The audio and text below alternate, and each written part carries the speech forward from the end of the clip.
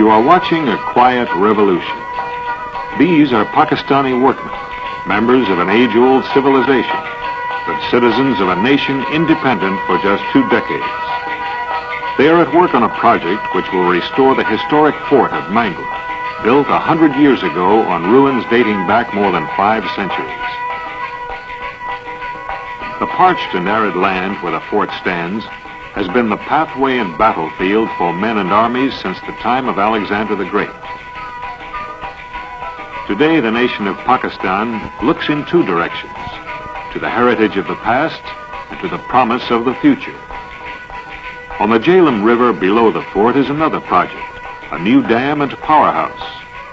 Together, they will provide electricity to power a nation's expanding economy. And they will control and distribute the waters that for centuries have been both the scourge and the lifeblood of the Indus Basin.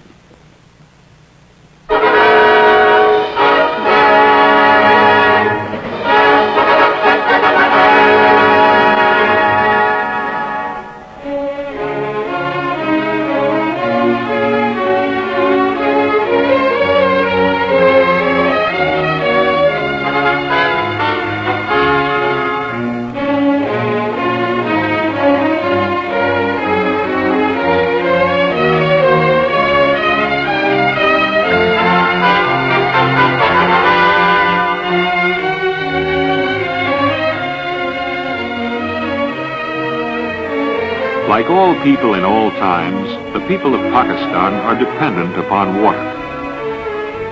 Civilizations have flourished and faded with the successes and failures of their water engineers. Without access to and some control over water, human life at its simplest and its most complex would be impossible. The record of man's response to that fact constitutes much of the history of civilization. For centuries, life in this land has been tied to the flood-washed Indus River Valley that stretches 1,000 miles southward from the Himalayas across broad, fertile plains to the Indian Ocean.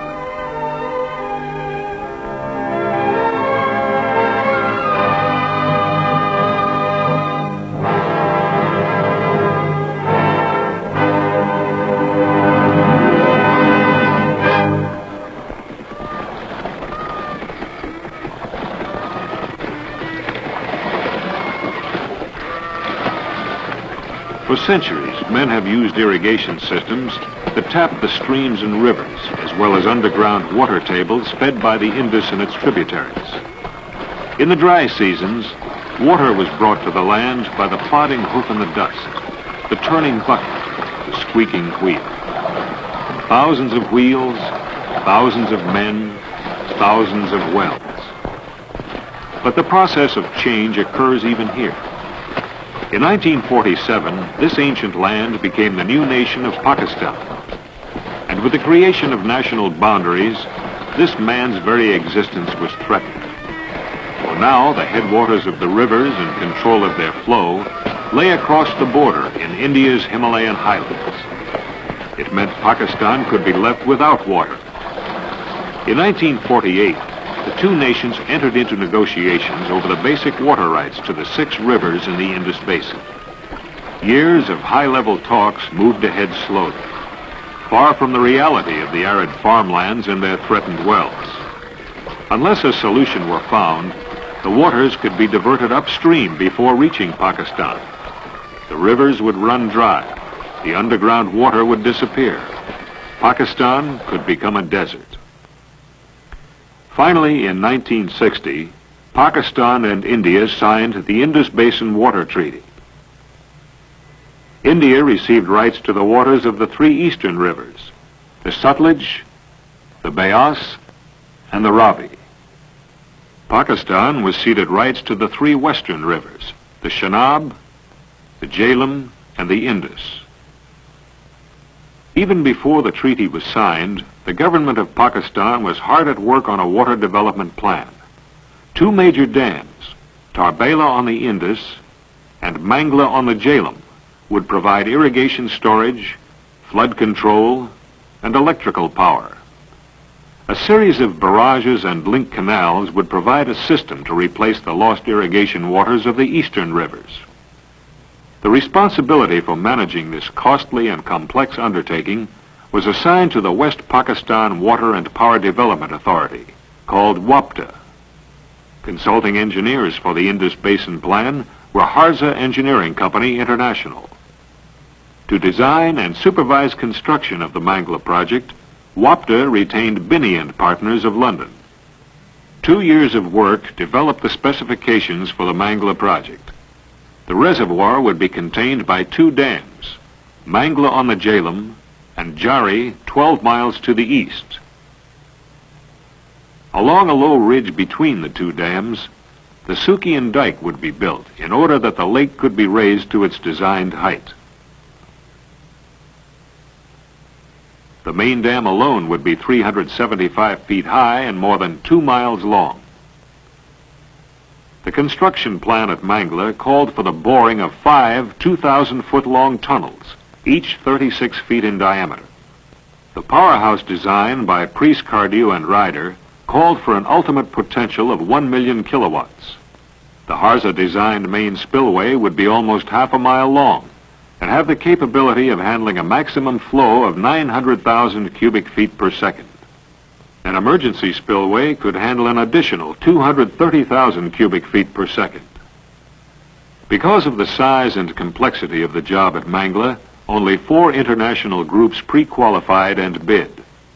Financed through the World Bank, the contract would be a fixed unit price award. On November 15, 1961, the bids were read publicly, and the award went to the low bidder, Mangla Dam Contractors, a group of 8 American firms led by the Guy F. Atkinson Company of South San Francisco. Atkinson, as managing partner, was joined in the venture by the Chicago Bridge and Iron Company, S.J. Groves and Sons Company, Charles L. Harney Incorporated, C.J. Langenfelder and Son Incorporated, Ostrander Construction Company, R.A. Trappier Incorporated, and the Walsh Construction Company. This was the group that received the world's largest peacetime competitive bid award, nearly $354 million. The contractor's work on Mangla Dam began at the Atkinson main office in South San Francisco. The first step was meetings, lots of them. Their purpose to implement the plans and procedures that would be used to build the dam. One of the early decisions, based on pre-bid studies, was to advance the completion date by a full year. But the potential danger of sudden, catastrophic monsoon floods on the Jhelum River meant that closure and diversion of the river must be accomplished as early as possible in September, the end of the monsoon season. Diversion at this time would allow the maximum time to raise the closure dam high enough to withstand the next season's floods. If diversion couldn't be completed on schedule, it would have to be postponed a full year. This potential threat was the key to many other basic decisions that had to be made by the planning groups. Only the best and most modern earth-moving equipment could handle the job, and it would take the world's largest peacetime fleet to do it. $50 million worth had to be selected, ordered, and shipped at once. They would have to plan, too, for the maintenance shops, to supply warehouses, and the town to support the equipment, the men, and their families. Another assignment was to select the 500 experienced construction personnel who would supervise, train, and work with the thousands of Pakistanis who would make up the labor force. From the contractor's office in South San Francisco, from job offices in London and Karachi, and from key people around the world, things started moving toward Pakistan. In a place far from the technology and amenities of the modern world, a dam would be built.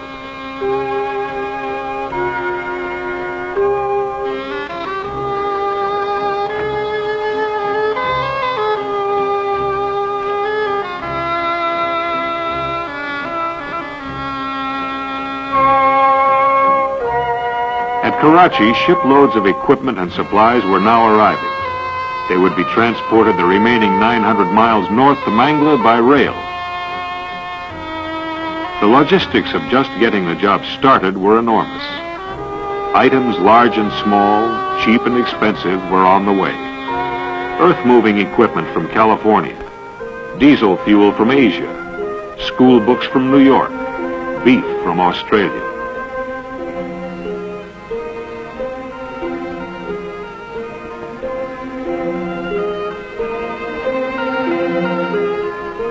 And yet, within 2 months, things were underway at Mangla. The supervisory staff would be drawn from Atkinson's permanent organization.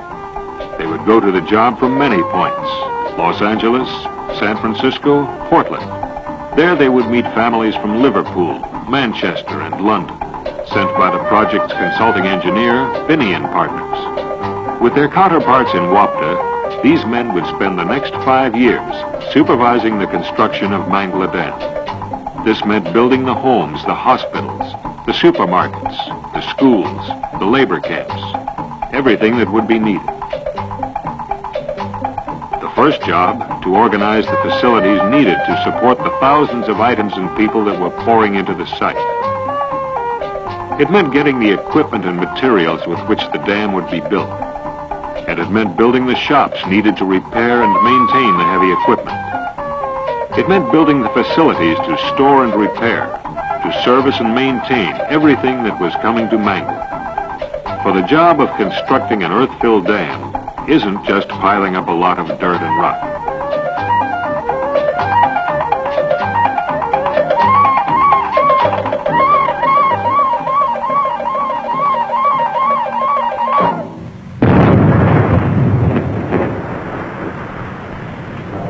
The components of the dam would come from a variety of places.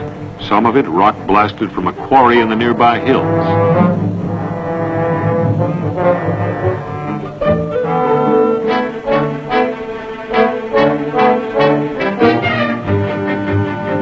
More material would be from a site on the Jhelum riverbed 3 miles below the dam.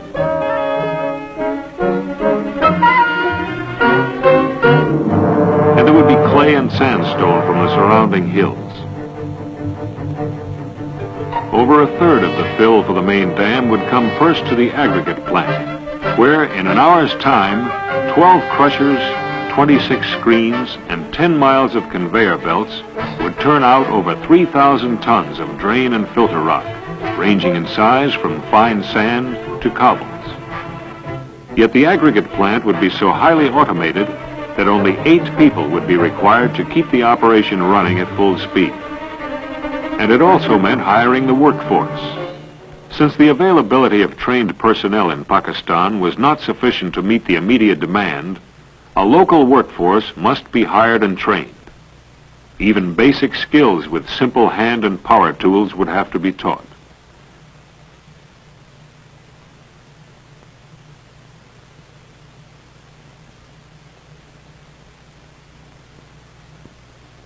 Men who had never before seen a bulldozer or a scraper or a crane would have to become totally familiar with equipment worth thousands of dollars.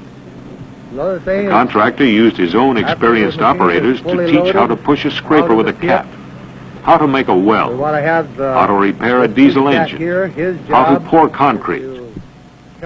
Initial instruction was in English, which was then translated by Pakistani foremen. और इस तरह और दूसरा इससे पीछे इस तरह आ जाएगा अगर इस तरह आएगा तो फिर 2 दफा टर्न करना पड़ेगा इस तरह और फिर इस तरह The next step was to gain experience on the actual equipment. The instructors never worked their training units in an area where major operations were underway. Instead, they utilized future construction sites where even practice work contributed to the job to be done. More than 10,000 untrained but eager men learned the skills that were needed. Skills for the job at Mangla, and skills readily usable in the accelerating technology of the new Pakistan.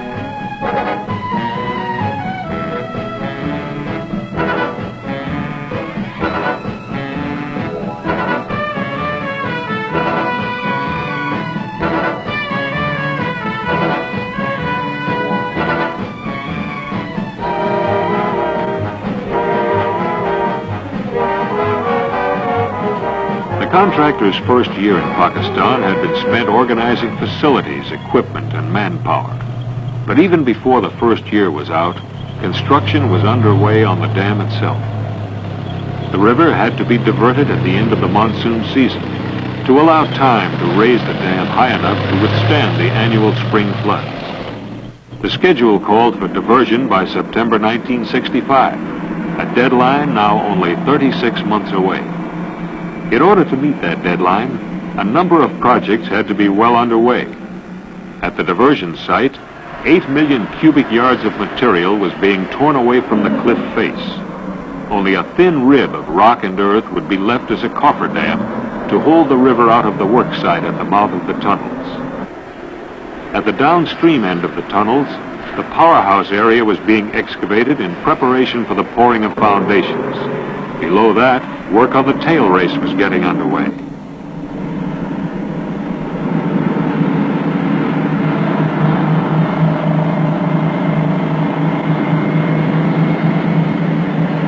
But diversion didn't depend just on this. The base of the main embankment had to be excavated to foundation, and the first clay laid in that would form the impervious core of the main dam. This clay for the core, although readily available, required special treatment. Because it was so heavily compacted, a great deal of time was required to break the clay down so that it could be laid for the core.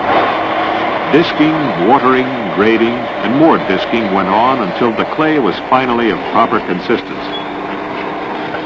12 miles away, similar work was underway on the Jari Dam. Overshadowed by the larger Mangla Dam, Jari was still a project of considerable size, running over a mile in length and topping out at a height of 234 feet. Before long, the main embankment began to take shape. Plans called for it to be brought to a height of 223 feet, along 10,000 of its 11,000-foot length. A 1,000-foot gap would be left at one end below the old fort. The Jhelum River would continue to flow through here until diversion.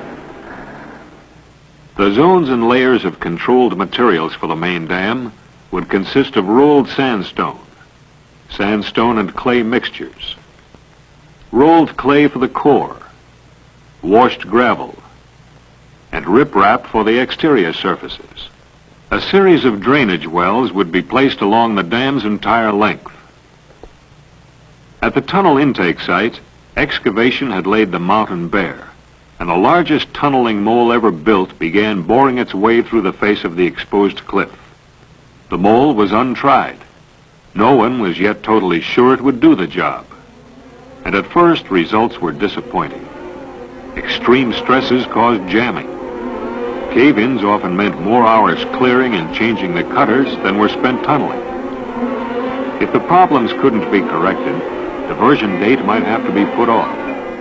And that would mean an extra year of construction, a 20% lengthening of job time, and millions more in costs. On-the-spot refinements and adaptations were made. The mole's cutting surfaces were improved, and the hydraulic pressure pushing the cutting head against the rock was increased. It had taken 90 days to bore the first tunnel. The second was cut through in half that time, sometimes making good as much as 105 feet a day. As the mole dug forward, crews followed behind, shoring up the ceiling to prevent cave-ins. After them came the concrete crews, lining the tunnels so they could withstand the erosion and pressure of the millions of gallons of water that would race through on its way around the construction site. Further strength was supplied by steel tunnel liners. 30 feet in diameter and 30 feet long, these huge segments were fabricated on the job, loaded on trucks and transported to the tunnel site, where they were set in the tunnels and welded in place. At the intake area, the tunnel portals were poured, and the control gates were installed. When open, these gates would allow water to pass into the diversion tunnels. When closed, the impounded waters would form the lake.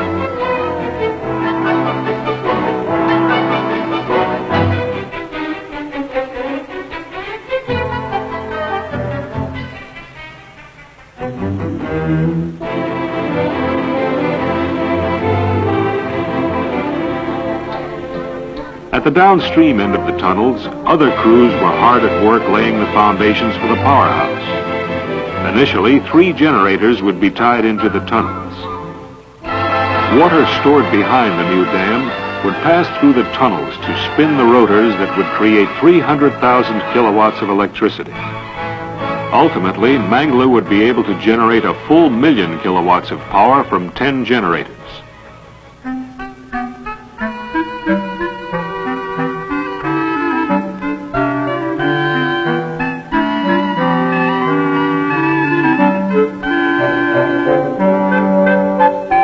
The months of organization that preceded were paying off.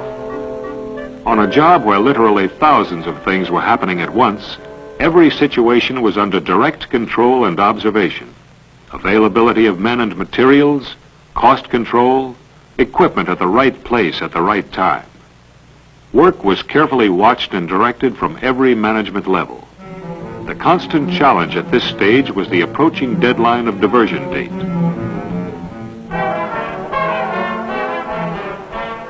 Field men moved back and forth between their specific jobs on the site and the main office, checking and double-checking each of the details that was a part of the complex job.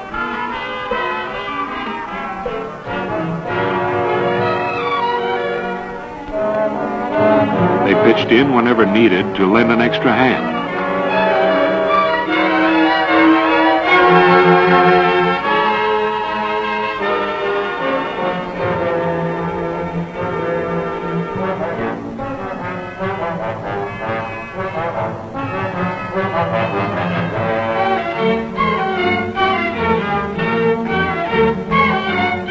It went like this until it was the fall of 1965.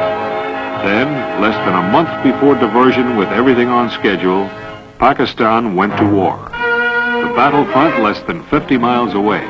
The workforce reduced by a third. Mangla Dam contractors waited for word from the government on whether or not to proceed with closure. In the meantime, all preliminary work continued as though closure would take place.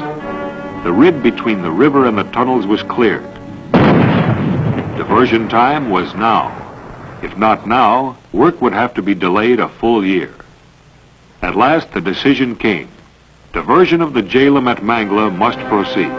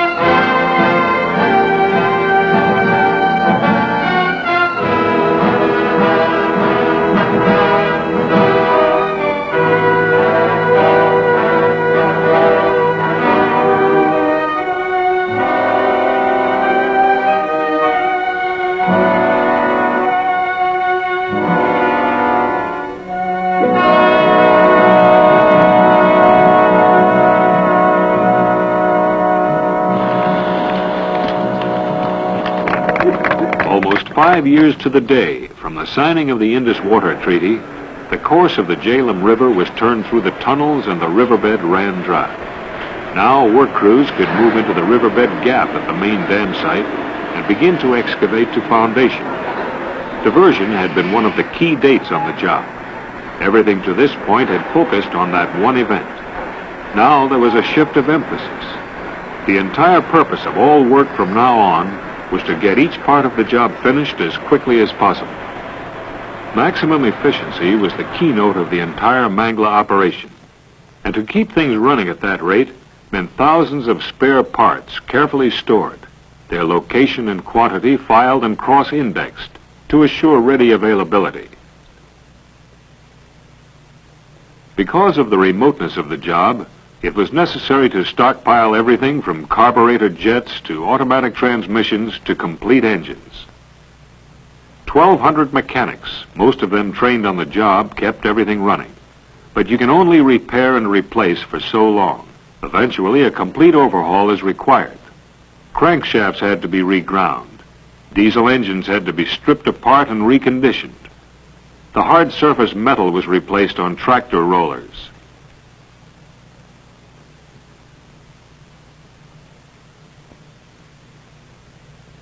When you're 3 months away from your nearest source of supply, the simpler you can make life, the better. For all of this, the equipment and the people who could do the job were at Mangla.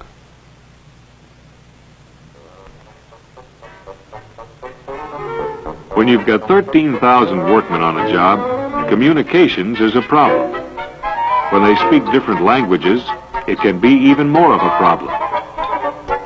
As the job at Mangla became more complex, so did the lives of the people.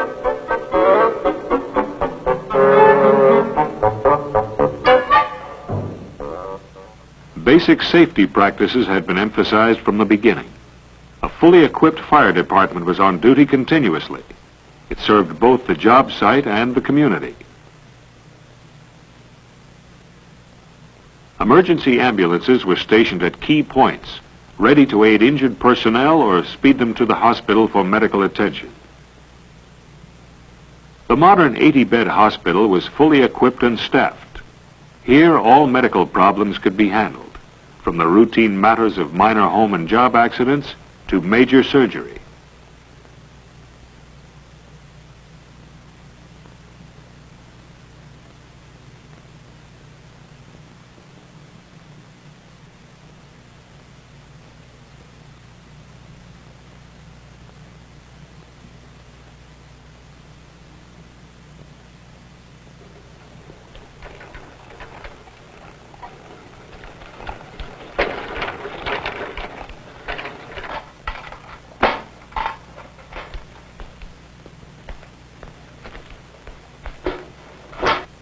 A hospital isn't the only place where proper diet is essential. Realizing this, the contractor established a 25-acre food farm. Poultry, eggs, fresh produce, from bananas to corn, to okra, to lettuce and melons.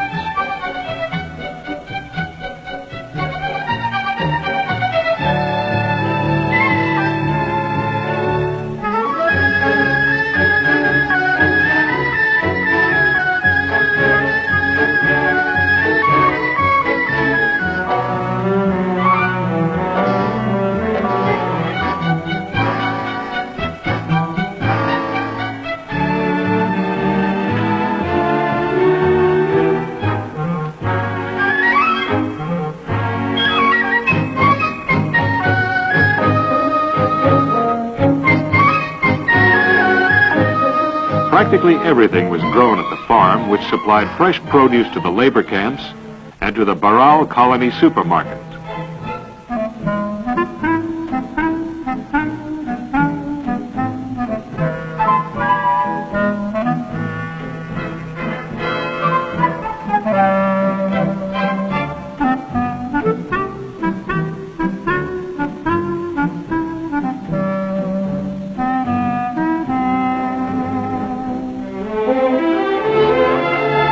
Sometimes you want more than groceries, and the supermarket was just part of the complete shopping facility at Mangla.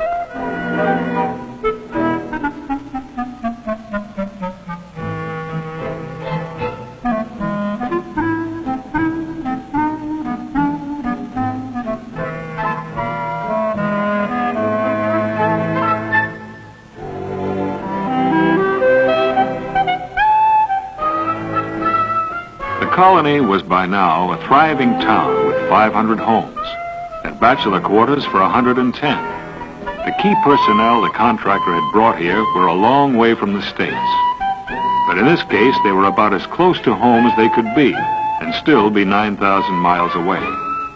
Because of the duration of the project, families would spend at least 30 months at the job site. Some of them would remain throughout the entire job. The town resembled a modern American community, complete with all the activities of suburbia.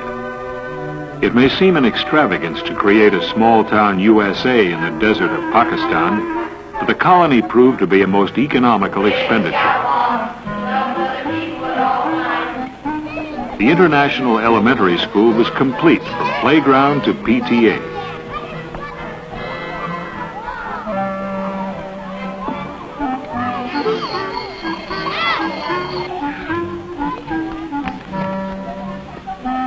He does all the wooden structure. So we've got next. Just because they were a long way from home didn't keep the kids from acting like they always do. Now, the next very important thing that you've got to have done is what? Not the plumbing for it. Who's the one that's going to come along and do the plumbing?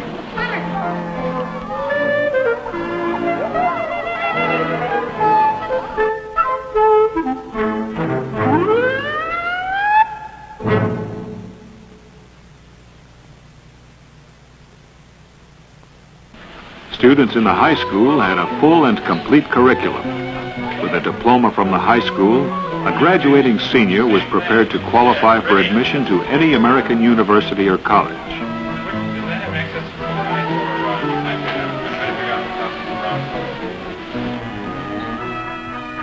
A special section of the school library served the community as well.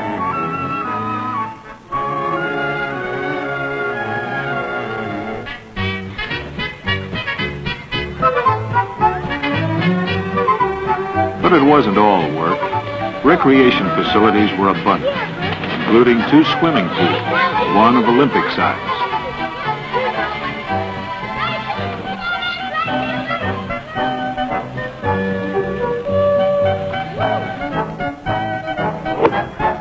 And there was recreation for the adults, too. Golf on the 9-hole course at the country club, complete with Club Pro and a rope tow for that long climb back to the clubhouse from the last green. In the evenings and on weekends, there was bowling on the 10 lanes at the Mangla alleys. There were some pretty fair averages, and a few who would just as soon forget about the whole thing. A fine restaurant with a menu of gourmet delights was a popular place to get together. About all Mangla lacked was a freeway traffic jam.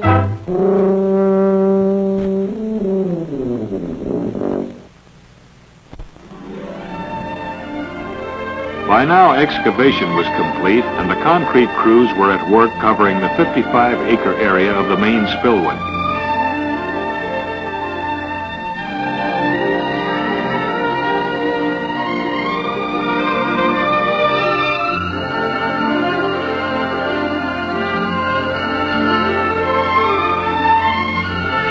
Supports for the pre-stressed concrete spillway gate anchorages were being placed.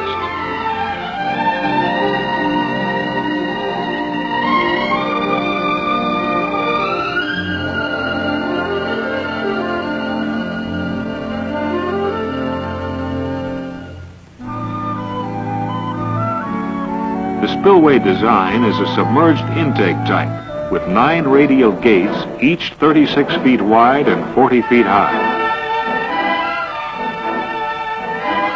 The pressure was still on, and work went ahead at full speed. Sometimes other things went ahead at full speed, too.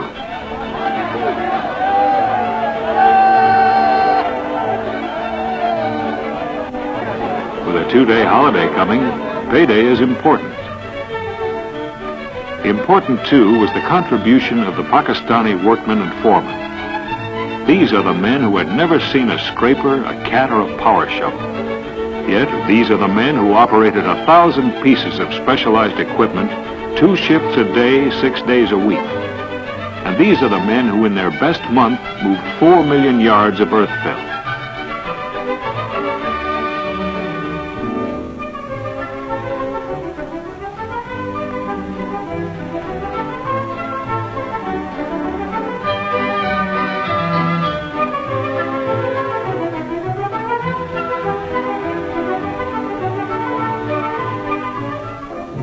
To meet the next important deadline, impounding of the river's waters behind the dam, work was going ahead at an equally rapid pace on both Jari Dam and the Sukian Dike. Here at Jari, the main embankment was already established to a level of nearly 200 feet.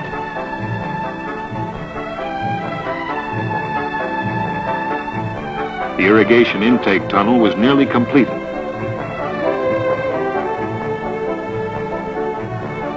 As was the outlet and the tail race.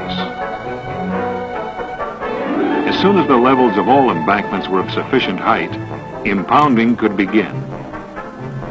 The gates at the upstream end of the diversion tunnels were closed on February 21st, 1967, and the lake began to rise behind the dam.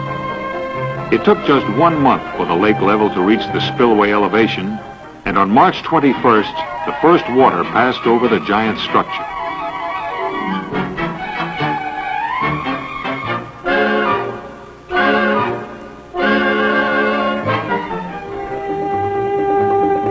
But the big job at Mangla was fill. All told, the contractor would eventually place 145 million cubic yards of fill on the 3 dams.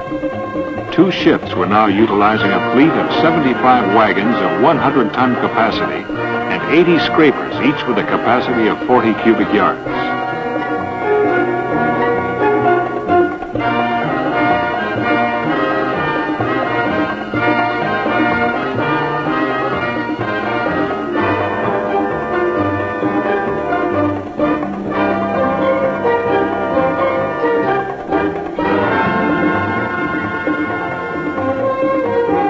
Ahead of the rising lake, riprap was placed on the upstream banks.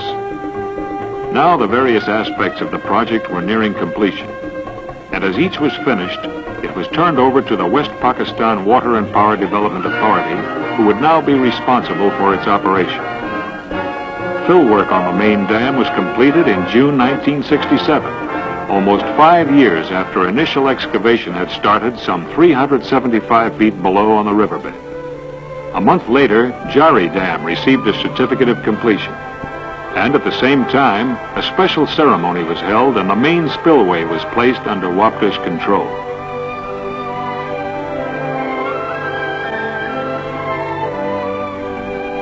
Now, work at the powerhouse became critical. Pakistan wanted electricity. The sooner the better. Engineering crews rushed to finish final tests on the generators. On July 3rd, 1967, number 1 received its okay, and power went on the line. But work at the powerhouse didn't let up. Much remained to be done. The first butterfly valves had been assembled in place near the turbines. Now that procedure was changed. The valves were pre-assembled, then moved on a skid to the powerhouse for installation, along with the other power-generating components.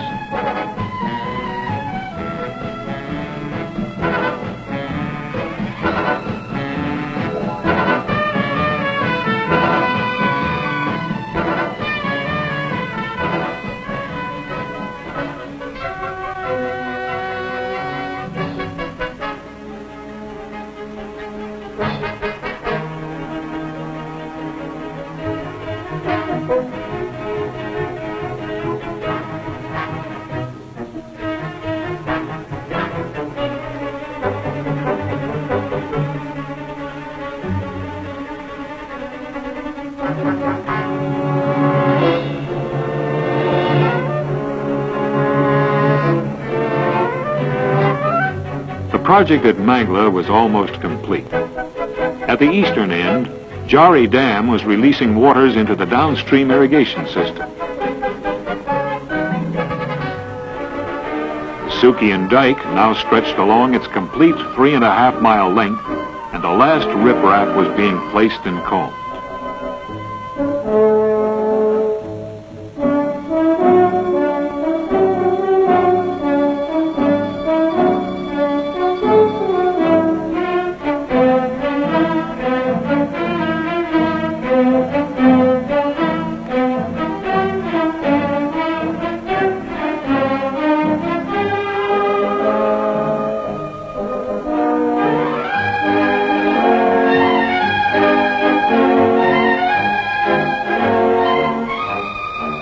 The emergency spillway was now complete.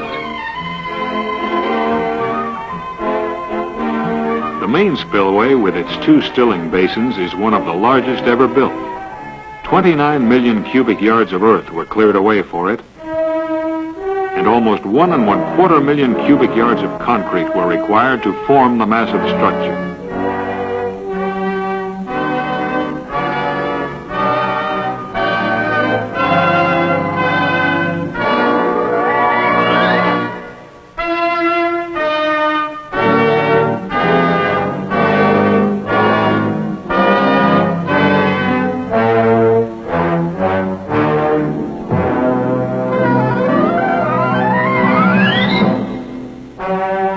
If during flood time the lake level were to increase 26 feet above conservation level, the gates would pass a jet of water 18 feet deep, 444 feet wide at a speed of 90 miles per hour into the Stilling basins.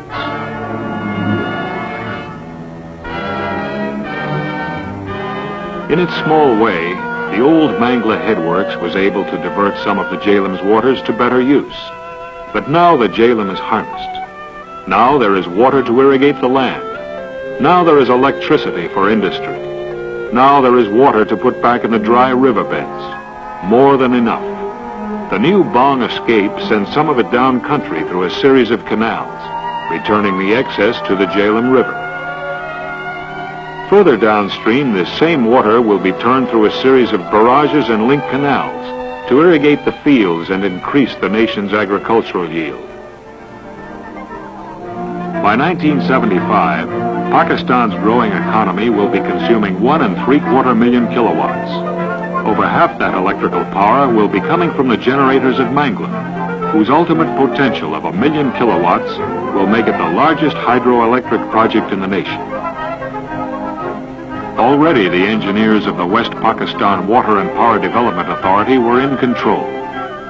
At their command, the waters of the Jalem coursed through the tunnels and turned the generators that created power at Mangla. From Mangla, that new power would flow to the switchyard, where it would be directed to the lines that now crisscross the land. Lines designed and built specifically to carry electricity from Mangla to the growing cities and expanding industries of Pakistan.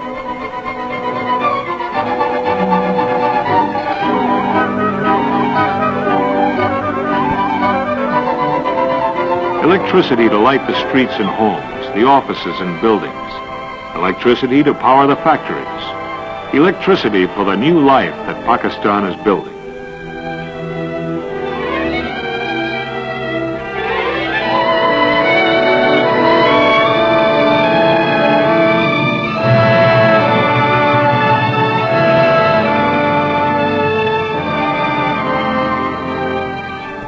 On the hill above the dam, Old Mangla Fort would serve as the inauguration site for the Indus Basin project.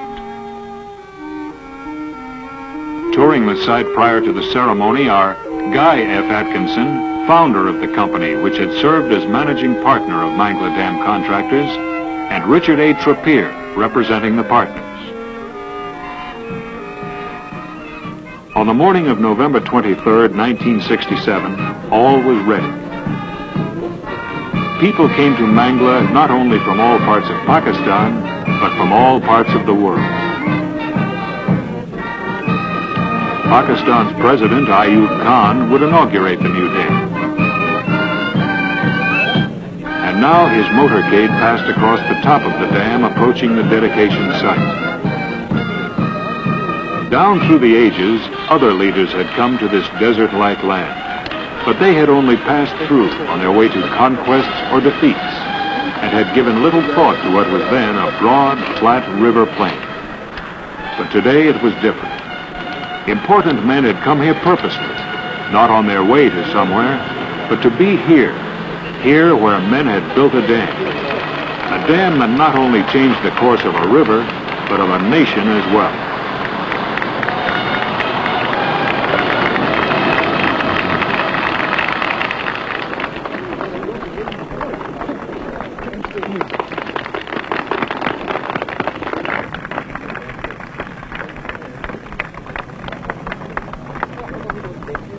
After receiving congratulatory messages from the participating nations, President Khan took the rostrum. We meet here today a year ahead of schedule.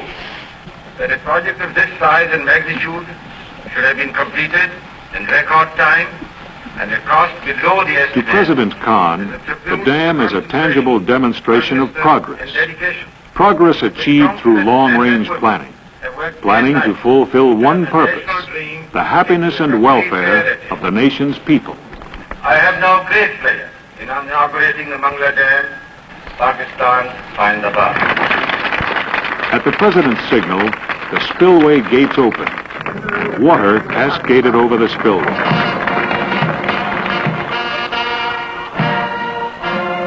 The first step in the Indus Basin Plan had been taken. The work of 6.5 years was finished. Mangla Dam was complete.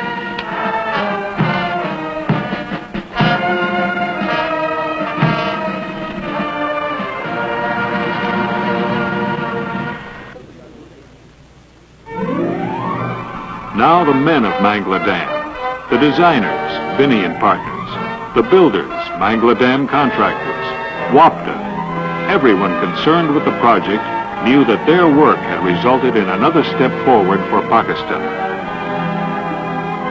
This dam, together with the old fort, represents a symbol for a nation that looks in both directions, to the heritage of its past and the promise of its future.